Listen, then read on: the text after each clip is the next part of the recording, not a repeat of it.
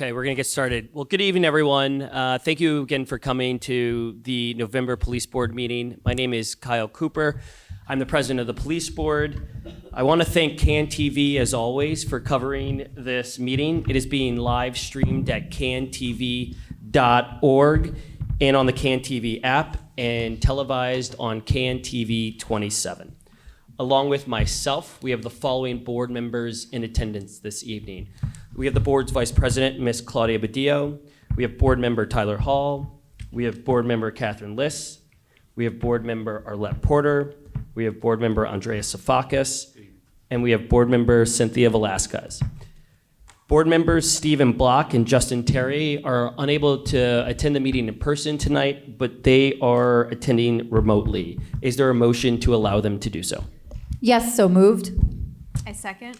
All in favor, say aye. Aye. Aye. The motion passes. With us this evening, in addition to the police board members, we have the following city officials. We have Chief Angel Navalis, who is representing Superintendent of Police Larry Snelling. We have the interim Chief Administrator of the Civilian Office of Police Accountability, Ms. LaKenya White. We have the Deputy Inspector General for Public Safety, Ms. Tabara Richardson. We have the Chief of Chicago Police Department's Bureau of Internal Affairs and a newly appointed person in this role, Mr. Timothy Moore. Congratulations. Congrats. We also have the Superintendent's General Counsel, Mr. Scott Spears, with us, as well as the Police Board's Executive Director, who we couldn't function without, Mr. Max Caproni. We will now proceed to the items on the meeting agenda. The first item is minutes. Is there a motion to approve the drafts of the minutes of the board's public and closed meeting held on October 16? Yes, so moved. All in favor? Oh, sorry. Wait. I second. Sorry.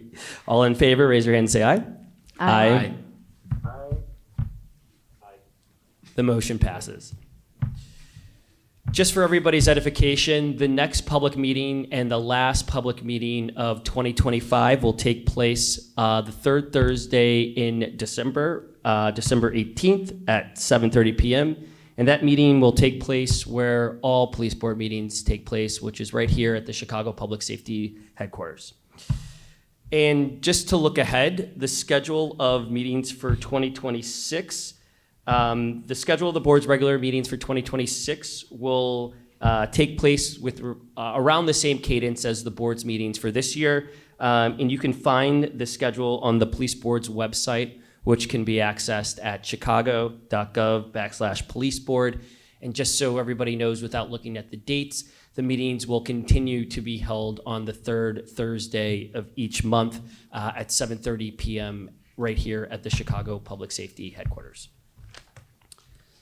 The next item on the agenda is closed meetings. The police board meets in executive session to discuss various matters. Those discussions are closed to the public as authorized by Section 2C1, 4, 11, and 21 of the Illinois Open Meetings Act. Information on matters discussed in the executive sessions is included in the minutes of the meetings posted on our website. Is there a motion to close a series of future executive sessions as authorized by the Open Meetings Act? Yes, so moved. I second. All in favor? Aye. The motion passes. Tonight, we have one police disciplinary case that we have on our agenda for final action, and I'm going to provide an update on arbitration after we discuss that case. The police board hears cases when the superintendent files charges recommending that sworn officer be discharged from the Chicago Police Department for violating CPD's rules of conduct. The board, as authorized by the Open Meetings Act, has discussed in a closed meeting one police disciplinary case. We will now take final action on this case. Regarding case number 25 PB 3049-1, charges were filed against Lieutenant Kevin Keefe, recommending that he be discharged from the Chicago Police Department for approving tactical response reports with false and incomplete information. Kevin Keefe, however, has resigned from the Chicago Police Department prior to a hearing on those charges. Is there a motion in light of that resignation to grant the superintendent's motion to withdraw the charges against Kevin Keefe because the police board no longer has jurisdiction due to the resignation of that officer? Yes, so moved. I second. I will now call on the members of the board for their vote. Vice President Badillo. Aye. Board Member Block. Aye. Board Member Hall. Aye. Board Member Liss. Aye. Board Member Porter. Aye. Board Member Safakis. Aye. Board Member Terry. Board Member Velasquez. I also vote in favor of the motion, and the motion passes. A written order will be entered as of today's date, sent to the parties, and promptly posted on the police board's website. I will now provide a monthly update on the status of litigation on arbitration of serious cases of police misconduct. As I reported at the past few meetings, the Fraternal Order of Police, which is the union that represents rank and file police officers, has filed a petition with the Illinois Supreme Court to appeal the recent appellate court decision requiring public arbitration proceedings for the most serious cases of police misconduct. We are still waiting to hear whether the Supreme Court will grant the union's PLA, and we expect a ruling later this month. In fact, we expect a ruling hopefully next Wednesday, and if that ruling comes, we will promptly post it on the police board's website. As many of you know who continuously come to the police board meetings and who listen on KNTV, this litigation has brought to a standstill consideration of the vast majority of cases in which the recommendation is to discharge the officer accused of the misconduct from the Chicago Police Department. In fact, 21 police board cases are currently on hold as a result of the litigation.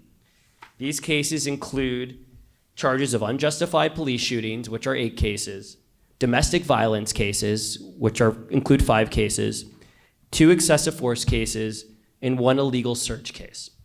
There can be no police board hearing regarding these cases without the consent of the accused officer, and there will be no arbitration hearings regarding these cases until that process has been played out and complied with the court order.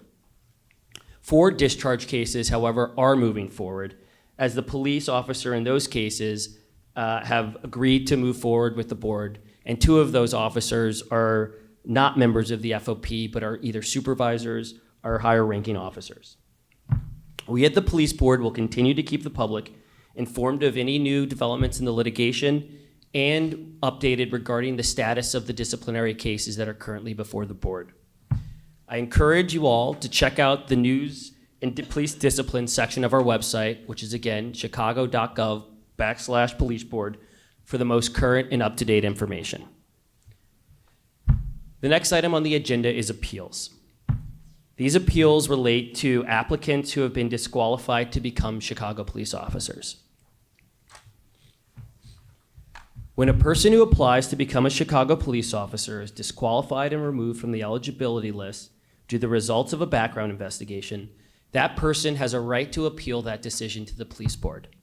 The board, as authorized by the Open Meetings Act, has discussed in a closed meeting several appeals that we will now take action on at this month's meeting. Is there a motion to affirm the disqualification decision for appeal numbers 25AA09, 14, 16, 17, and 19, reverse the disqualification decision for appeal number 25AA18, and dismiss appeal number 25AA33 because it was filed after the 60-day deadline as authorized by the Municipal Code of Chicago? Yes, just a correction. It was dismiss appeal number 25AA31, not Sorry. 33. Correct, 3-1. So moved. Second. I will now call on the members of the board for their votes. Vice President Badillo. Aye. Board Member Block. Aye. Board Member Tyler. Aye. Board Member Liss. Aye, except I dissent from 25AA09. Board Member Porter. Aye. Board Member Safakis. Aye, except I abstain from 25AA09. Board Member Terry. Aye. Board Member Velasquez. Aye. I also vote in favor of the motion. The motion passes. The written decisions of these appeals will be posted as of today's date, sent to the parties, and promptly posted on the police board's website. The next item on the agenda is to discuss the Chicago Police Board's training plan. As I announced last month, this plan is intended to ensure that board members and hearing officers receive annual training that will enhance our knowledge and skills needed to perform our duties effectively. On October 31st of this year, we posted for public comment a draft of the plan in the alerts section of the board's website. We did not receive any comments. Is there a motion to adopt the draft of the training plan that has been posted on the board's website? Yes, so moved. I second. All in favor of the motion, raise your hands and say aye. Aye. Hearing unanimous consent, the motion passes. At this time, I'd like to call on Chief Navalis to give his report.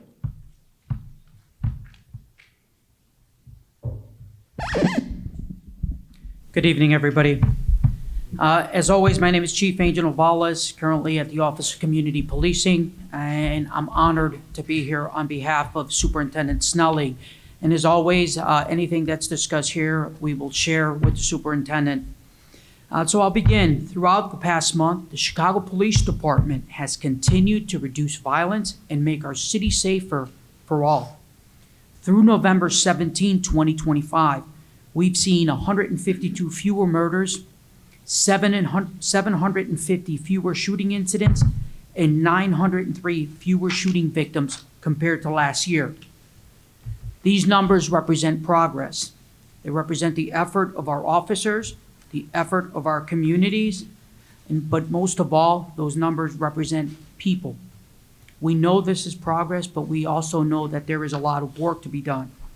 What I can tell you is Chicago police officers will continue to do all they can in partnership with our communities throughout the city to further reduce violence for every child, family, and residents. Those partnerships that we have built have been important to our public safety efforts. Shifting gears onto the consent decree, this week, the Chicago Police Department has achieved this year's consent decree training goal of training 95% of all our officers in the required 40 hours of training. Pivotal training such as crisis intervention, wellness, constitutional policing foundations, active bystander leadership, key policy refreshers, CPR, and more. That training was developed with input from our monitors, the OAG, our members, but most important, the feedback provided by our communities. The training that guides our efforts are informed by people like you, like the folks that are here today. Good training and professionalism leads to great service for our communities. On that note, we're currently looking for input as we develop our 2026 training. Our 2026 training needs assessment is currently open to anyone who wishes to provide their perspective and feedback. We will use that input to inform the trainings for our officers and what they receive next year. You can complete the assessment by visiting chicagopolice.org and clicking on the Training Needs Assessment tab on our homepage. We also work to increase transparency around this training through the Community Training Observation Days. Last month, we hosted our final Community Training Observation Day of the year at a joint public safety training campus. During these training days, participants received the same training our officers received in areas that included traffic stops, mental health crisis intervention. This is the same training that our officers utilize when they're in the field. In addition to training, supervision is crucial in our day-to-day operations. In the last month, we've promoted new sergeants, new lieutenants, new captains who will ensure that our officers are operating in accordance to our policy and training. These supervisors will also have an important role. That is the guiding and mentoring of the officers under their command. What I can tell everybody here is we will continue to address the issues that are brought up in this meeting here today. And as always, thank you for the opportunity for being here. Thank you so much for your report, Chief Navalis. Thank you for the work that you and the superintendent have been doing to make the city a safer place and for the training programs you put in place. Also, thank all the members of the Chicago Police Department who are in the room tonight for all their hard work and dedication in serving the citizens of Chicago. I also want to thank you, Chief Navales, for providing the police board with a report of all of the citizens who spoke up at last month's meeting, including Mr. Ewing, Ms. Edwards, and other citizens who regularly come to the police board meetings. I think the memorialization of your comments and your time speaking with the citizens is making a real difference and impact on the residents here. And so I just really want to thank you for your time and attention to that. At this time, I'd like to call on the Chief Administrator of COPA to give her report. Thank you, President Cooper. Good evening, everyone. Last week, COPA represented its 2026 budget to members of City Council. This hearing was just not about numbers. It was about accountability, stewardship, and our shared responsibility to make the most of the resources entrusted to us. I am proud of how we have represented our office with both competence and credibility. As we move forward, we will work to continue to uphold these same values of transparency, collaboration, and public service. The work does not end with the hearing. It continues in everything we do each day to turn our plans into real impact. I am deeply proud to lead and be a part of such a committed team. Yesterday, we held a graduation ceremony for COPA Academy at the Humboldt Park Health Wellness Center. We celebrated our 11th cohort with 17 graduates, their family, and their friends. COPA's Training Academy provides intensive, hands-on instruction that equips investigators with the skills and knowledge to conduct fair, thorough, and timely investigations. This training not only strengthens professional expertise, but also reinforces public trust and confidence in COPA's oversight mission. Lastly, as we look ahead to Thanksgiving, I want to take a moment to wish everyone in here a happy Thanksgiving. A happy, a healthy, and a safe holiday. This season reminds us to pause and appreciate the everyday efforts that often go unnoticed. The colleagues who support us, the neighbors who show up, and the shared commitment that moves our work ahead. Thank you. Thank you, Chief White. At this time, I'd like to now call on the Deputy Inspector for Public Safety, Deputy Inspector General for Public Safety, Ms. Tabara Richardson, who will now speak about the Office of Inspector General's Public Safety 2026 Outlook. Hi, everybody.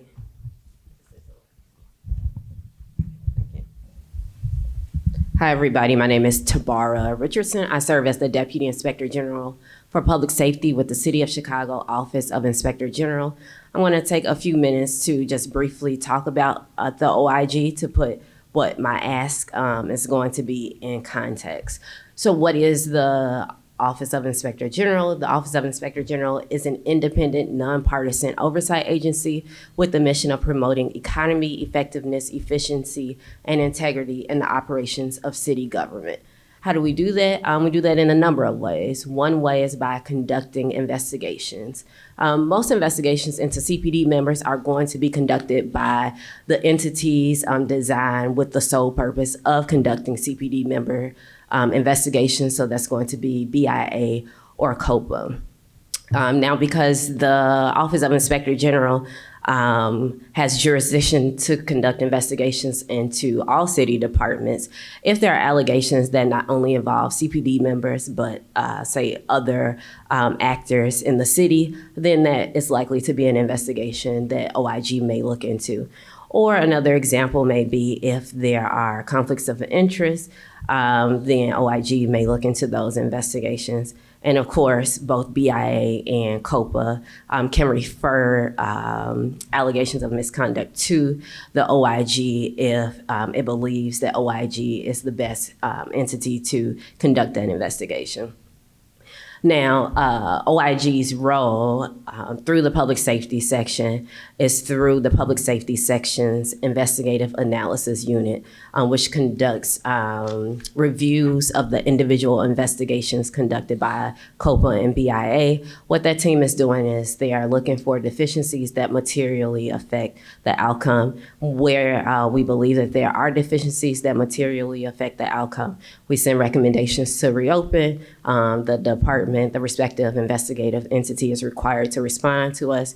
And then ultimately we publish that on our website, which you can find at igchicago.org with our recommendations and those outcomes. Another way in which OIG accomplishes its mission is by our transparency initiatives.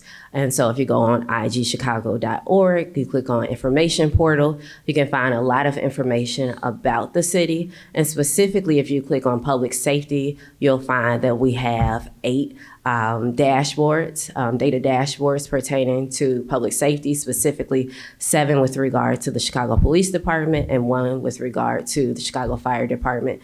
And that includes 911, calls, arrests, tactical response reports where there are use of force, investigatory stops, and other information pertaining to the Chicago Police Department.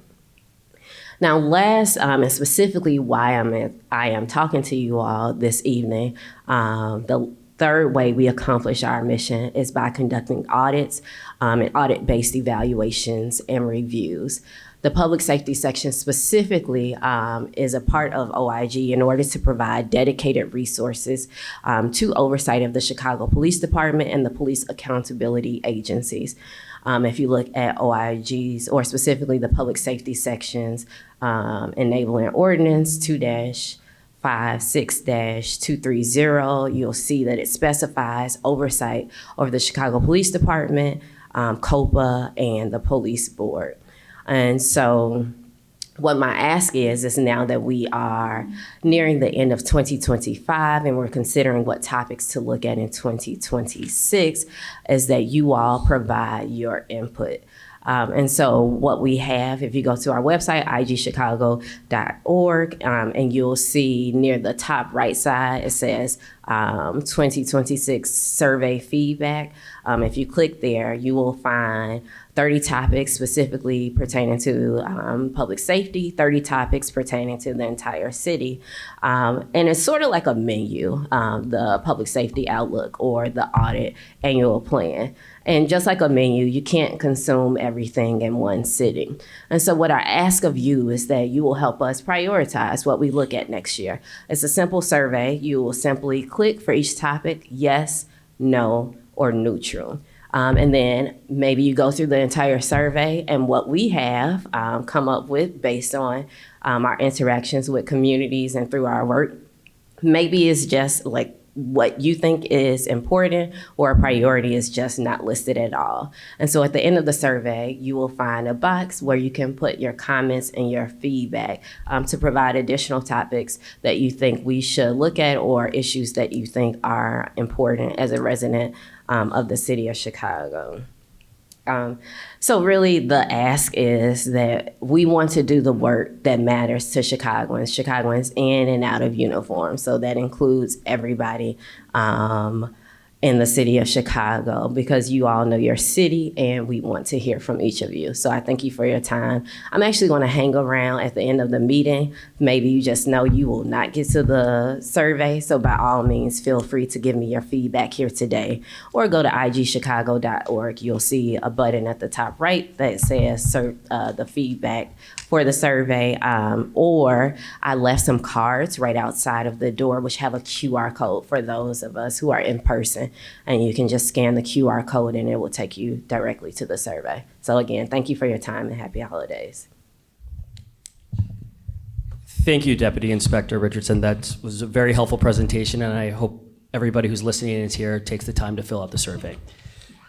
The next item on the agenda is public comments. And before we get to that today, I just want to say a couple of things. First, I know I mentioned after Chief Novales gave his report that we were really appreciative at the police board for him and his officers and his office taking the time to put together a complete, comprehensive written write-up of the comments that were spoken about at last month's public meeting.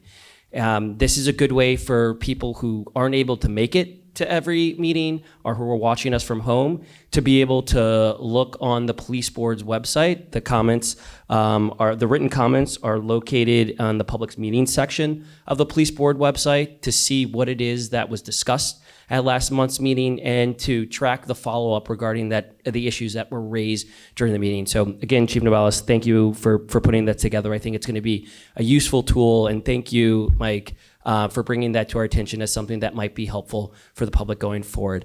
The other thing I want to say before we get to the public comments is I know before we get to them, I always say, please keep your comments to 2 minutes.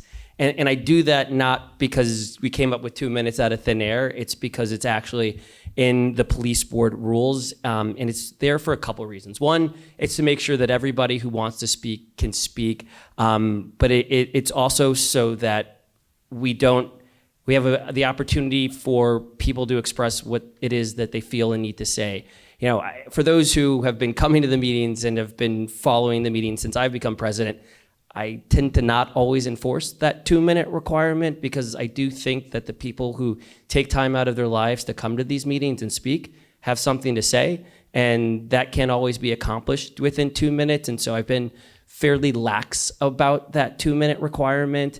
And, frankly, as long as I'm president, I will continue to be pretty lax within certain requirements. The only thing that I would ask is that speakers, because of the way our rules are written, not cede time to other people. And I know I've talked to the people here, and I'll continue to talk to people about that, just so that we can keep this process moving. So with that being said, I'd like to call the first individual who signed up to speak this evening, Mrs. Jeanette Martin Fox.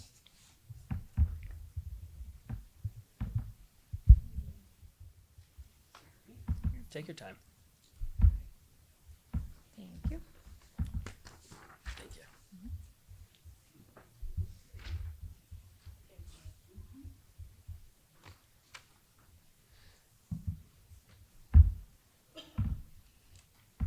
Good evening, everyone. Good Evening. evening. My name is Janet Martin Fox. I'm the Senior Director for Communities Organized Community. We're, as you see, with the flyer that I just passed out to you guys, we are having a, Hold on, I think your mic isn't on. I think you want to make sure.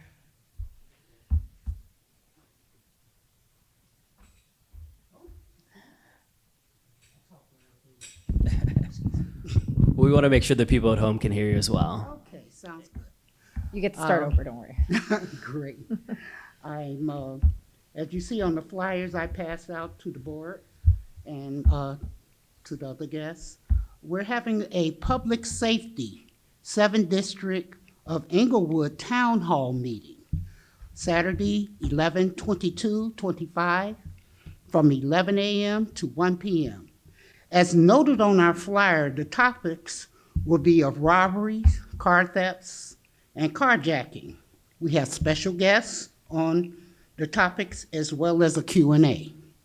We also have included, that's not on the list, subject on porch pirating. The porch pirates have been very high in the neighborhoods, especially on the south side. And when they call in, we tell them to call 311. 311 has been referring this number to the non-emergency number of Chicago PD, which goes unanswered half of the time. And this is the holiday. A lot of people are getting stuff, and some neighbors could stop them, some can't. They're taking pictures, and what we need to do is try to get a solution to stop these porch pirates. And they're just as bold idiots taking packages and don't care anything about who sees them or not. So my thing is, if you guys have a solution to help us out on that, we'll greatly appreciate that. It's just ridiculous. I've stopped about 5 or 6, and one of our organizers that works with us, they just had a neighbor that had packages stolen. and they're trying to let the police get the picture. They're so bold, they don't even wear masks half the time. You just come up, you just take. So please help us out, because we're here to help you as well as you to help us. Thank you, Ms. Martin Fox. The next speaker who signed up to speak this evening is Miss Evangelise Lattice Porter. Good evening, everyone. Good evening. Thank you so much for your service. I know you don't have to come out here. But I just wanted to say I spoke with Sergeant Dina Patterson of the 3rd District because we want to start this month to plan for the march that I've been telling you and talking to you about to bridge the gap between the police and the community. So she's on, to my understanding, she's on vacation right now. So as soon as she comes back, we're gonna get started. And I hope that you all will be very instrumental because we need each other. We need all hands on deck to turn our city back around. And then I have a suggestion. I don't know if it's the governor that I will have to speak to or the mayor for ICE. Our crime rate was going down, as your numbers told us, correct? But when ICE came, they weren't only arresting the people that they were coming for, but zip tying our children, arresting other people. That's your job, is to arrest the people of Chicago. Am I correct? This is the Chicago Police Department. So my suggestion is, can we curb the way that they come into our city and cities where whoever they're looking for, they can meet them with their attorneys at the immigration office. And then if they are not there, that's when they go to that person's particular house, not nobody else's house down the hall, not arresting somebody else on the street. And then we just say, okay, it's ICE again. No, we need order in our city. Everybody here is trying to do things to turn it around, including you, because I know you don't come out here every third Thursday just to be listening to us and we go home. I don't want to, when I marched in DC, I didn't want us to be marching just to be marching. I don't want to come to a meeting just to be meeting. I want us to meet because we're going to have results when we leave this meeting. We come back to the next one. That job was done. So let's turn our city back to round together, and together we can. God bless you. Thank you, Ms. Porter. The next speaker who signed up is Ms. Patricia Puente.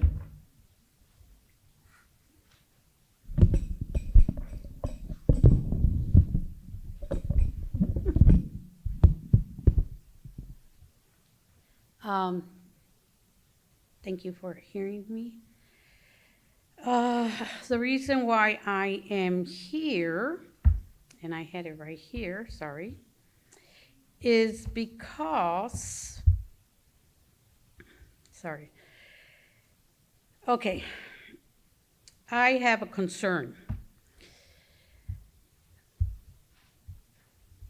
I don't know what happened to this.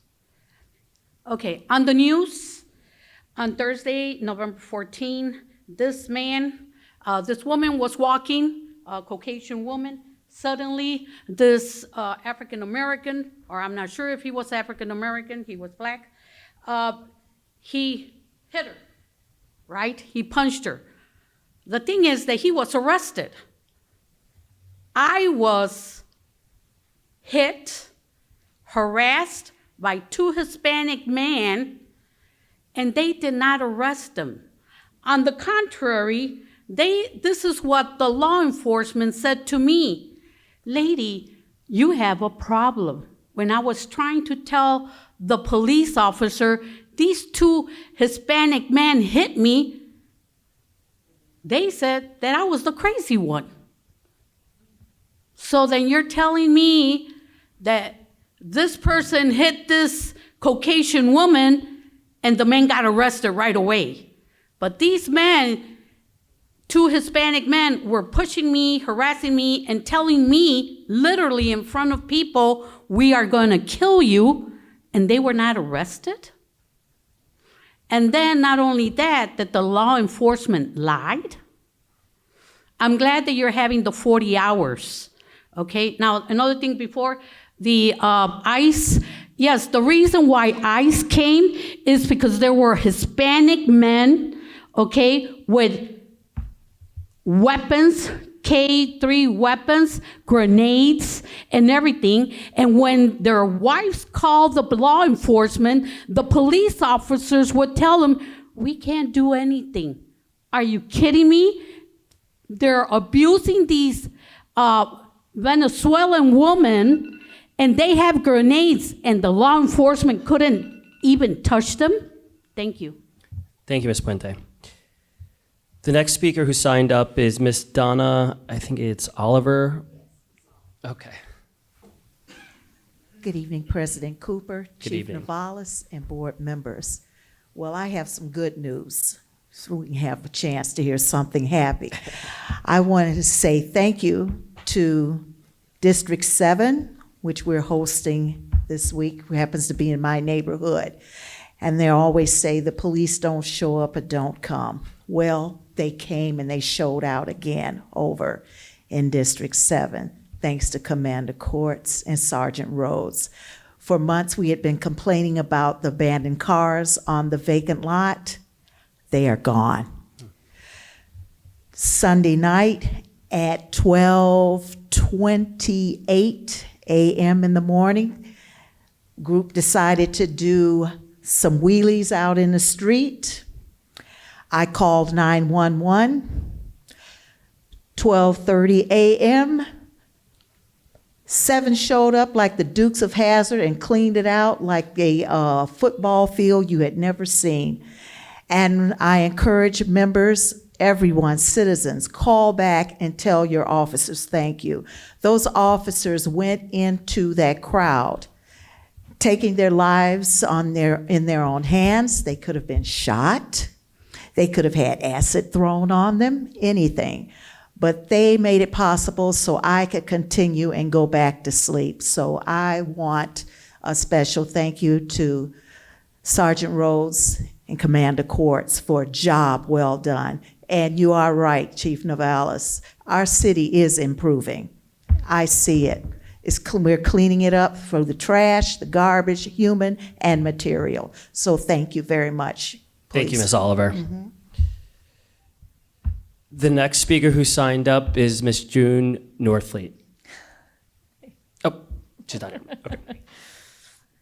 The next speaker who signed up is Mr. T.C. McCoy. Thank you very much. I'm gonna try to lift this up a little bit. Thank you very much for having me here tonight. I'm adhere to your rules. Thank you. I had all these young men stand up to give me their time, but I'm gonna keep it real slow. If a man approaches you getting out of a car with this hat on, and it look like a police car, what do you believe he is?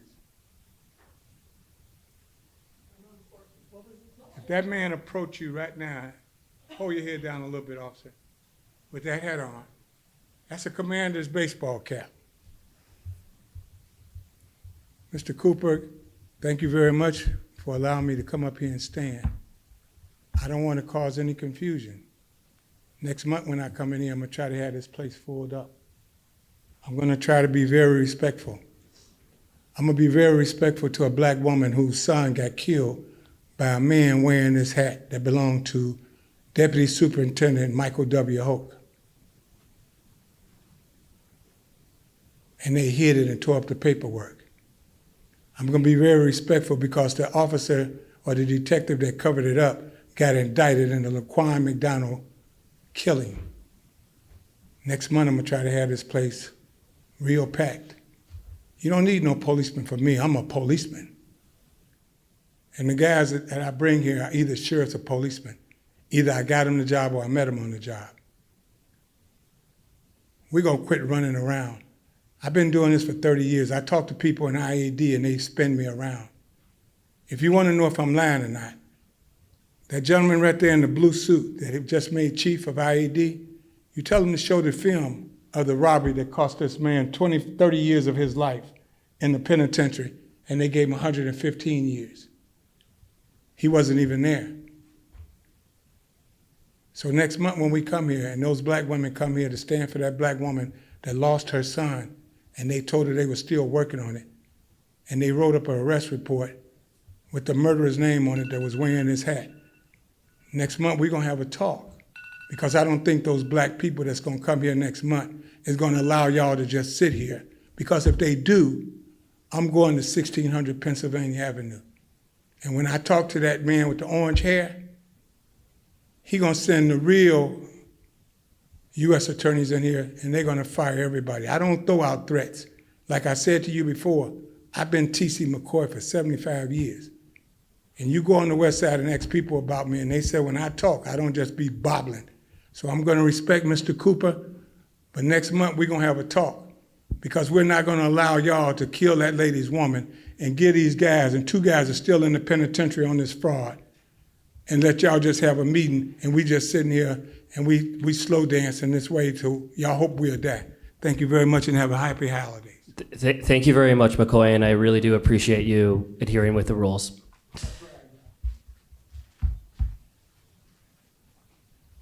The next individual who signed up to speak is Pastor Doyle.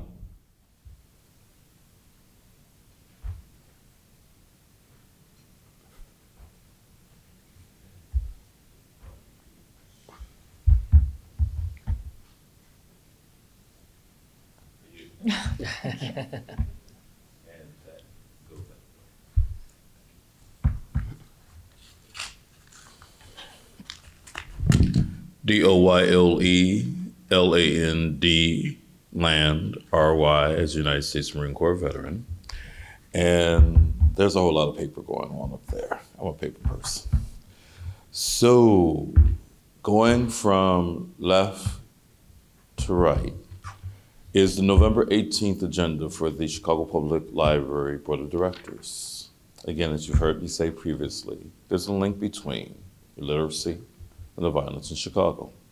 So every board member and professional up there will note at the bottom is the next board meeting for the Chicago Public Library, because if we're truly going to practice Harambe, Swahili for Let's Work Together, then all hands on deck, because it's November. 6 months from now, which is the president's birth month. Correct? Just want to make sure we're okay. Yeah. Not correct. It's May, but it's okay. Yeah, 6 Oh, months. yeah. 6 months from now, yes. No, Okay, we're good. We're good. I don't even know my birthday. You're right. Yes, no, we're good. We're good. We're good. We're good. You're right. It will be warm again. So are we going to continue to have the same old, same old? Because as I said to the board on Tuesday in Little Village, I thought it was apropos that they're having a meeting on the 1-year anniversary of Officer Enrique Martinez's funeral at St. Rita. Literacy leads. So going from right to left, today, murdered in front of his father, Mr. Vaughn Allison Jr., would have been 33 today. Again, he was my barber's son. Again, literacy leads. His murderer dropped out of elementary school. Connect. So one of the board members, her birthday is in December. I try not to forget, because again, some parents don't get a chance to celebrate a birthday anymore of their children. So as I close for this month, again, Swahili, Harambe Swahili for Let's Work Together. Today is November 20th. 6 months from now, the day after the president's birthday, will we have solutions or will we have the same old? Because you do know what we're now discussing in Chicago. Yeah, that incident. Those are children. If we ignore them, we'll be discussing them the wrong way in a few years. Right? You nip it in the bud, you don't have to worry about it. See you next month. Thank you very much, as always, Pastor Doyle. With that, All members of the public who have signed up to speak have spoken. Is there a meeting to adjourn the November meeting of the police board? Yes, so moved. All in favor? Aye. The motion passes. The meeting's adjourned. I hope everybody in the room and everybody listening has a very happy and thankful Thanksgiving.